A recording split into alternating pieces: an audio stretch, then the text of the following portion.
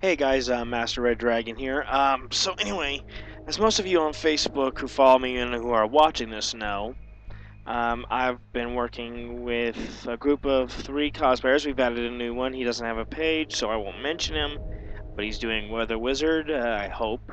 Uh, anyway, we've been doing the rogues. So I've been teaming up with the British Batman cosplay, Chase Valentine cosplay, and Red Panda cosplay, who most of you on my page already know is pretty much my best friend in the world. Um, so anyway, I did Heatwave. You can find that picture on there. Finally confirmed Golden Glider. It's going to be a redhead now, thanks to Red Panda. British Batman's doing Cold, who's also on my list to do, but for the sake of this, I did Heatwave. I was the second person brought in on this. By British Batman, who shared my video. Thank you again, British Batman. A shout out to you. And then, as Pied Piper, we have Chase Valentine, who's very talented, does a great Flash cosplay. Really looking forward to seeing what he can bring to Pied Piper. I did a design for him. I'm hoping it'll look great when he does it. So, fingers crossed on this. But anyway, we do all these kind of characters, and we do research on them, all this, and that's what this video is going to be about. It's going to be how you design your character, if you do an original, or if you're doing a different version, or of a character that already exists, or you're just doing the same old character, how you can better understand them to be that character and get inside their head a little bit. And that I left this out of my other video because I was saving it for this one. When you notice I do a lot of villains. It's because I am like already a hero to my little cousin, and to everyone else I'm a role model. So I try to, be that hero for them. However, the problem is it gets tiring being that all the time. So when I cosplay, I got a few heroes in my list, but I do have plenty anti-heroes and villains alike.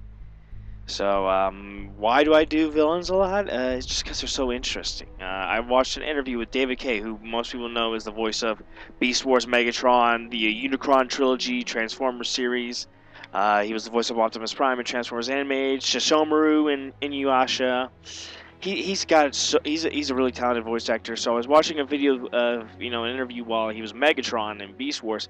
He said he found it really interesting to see how Megatron worked. How his brain, how those wheels in his head just turned. Me personally, and he goes because villains are so interesting because you get to see what makes them tick, and because I was treated this way as a child, I will therefore do this in the future.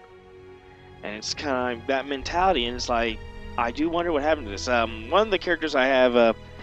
I still have no idea why he hates the Flash, but it's the Reverse Flash. If anyone can find out this reason, please let me know. I've been dying to find out why the Reverse Flash hates Flash so much. I get that he's egotistic. I get he's a sociopath. I get he's even a psychopath. I get that. I mean, so's the Joker. He's egotistic, socio, and psychopath, and a little bit, and very much so crazy. Yeah, but I really don't. I mean, Reverse Flash, Professor Zoom, Eobard Thawne.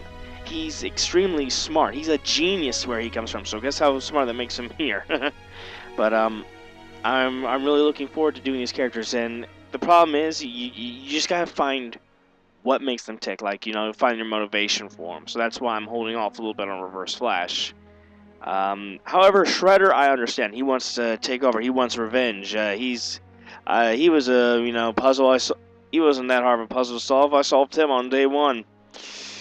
You speak my name, but you do not know me. I am Terrell Oroku Saki, Duke Acu-Reds. The one true Shredder and all blah blah blah. Alright, but you see how I got with that voice and everything, because I molded into that character. You should see me do Joker.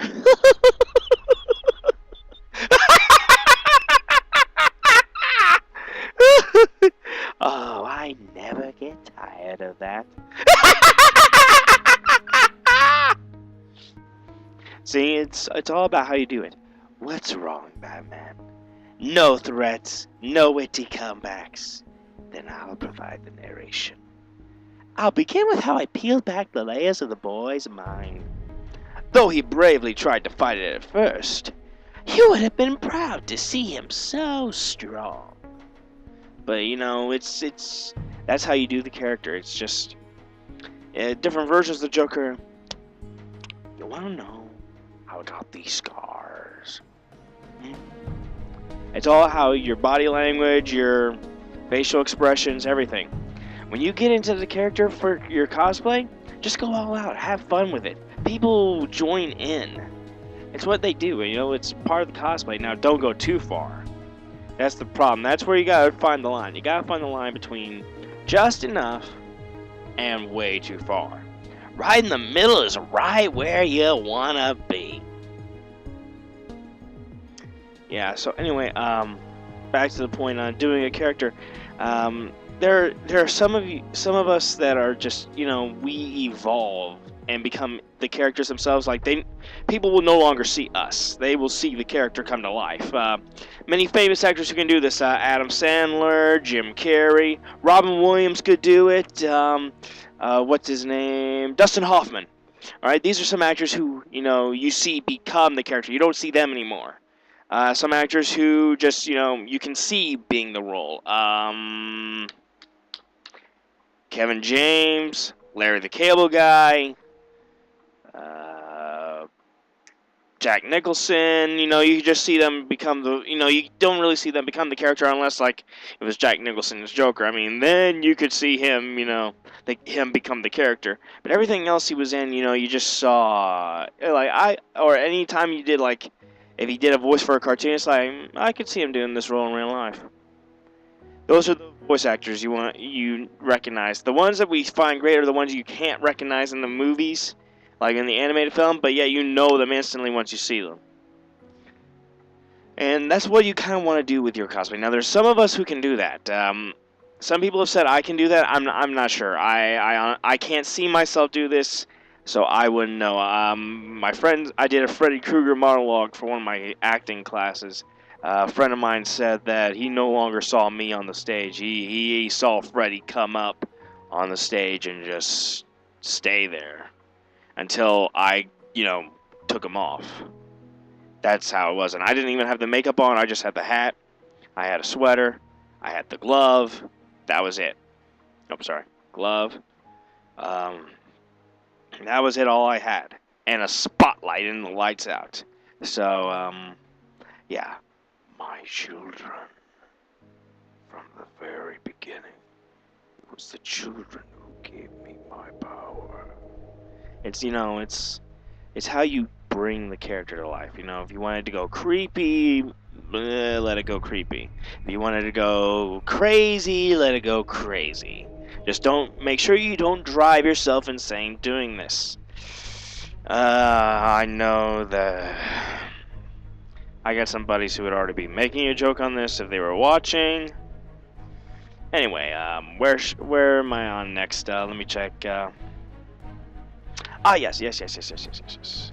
Working on. I got a few good sites. I share them on my wall. Be sure to like some of those. I got one.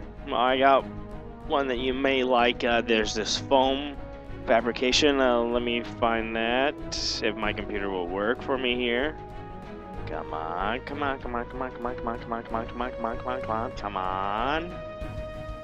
Work. I don't think it's gonna work. Yeah, so anyway, I'll get that up onto my page as soon as I can.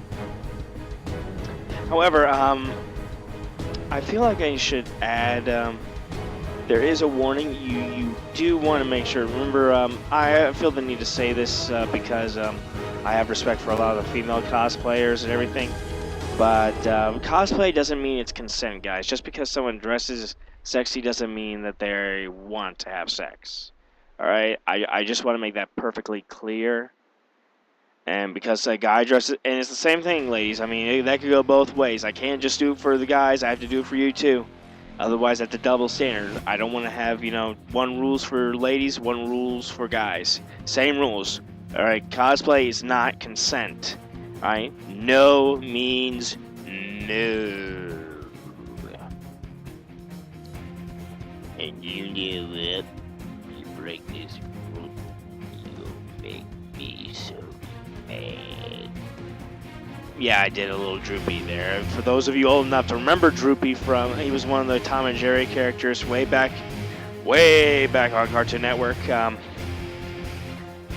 what has happened to Cartoon Network? I mean, really, they can't keep any of their good shows anymore. They used to have the golden age. The golden age of cartoons died long ago. Now we have crap like Adventure Time. Sorry for those of you who like it. It's just horrible. Horrible. No offense to the actors who do it. I mean, John DiMaggio and, on the others. I mean, seriously. Tom Kenny, too, on there. Oh. Teen Titans Go. More like Teen Titans No.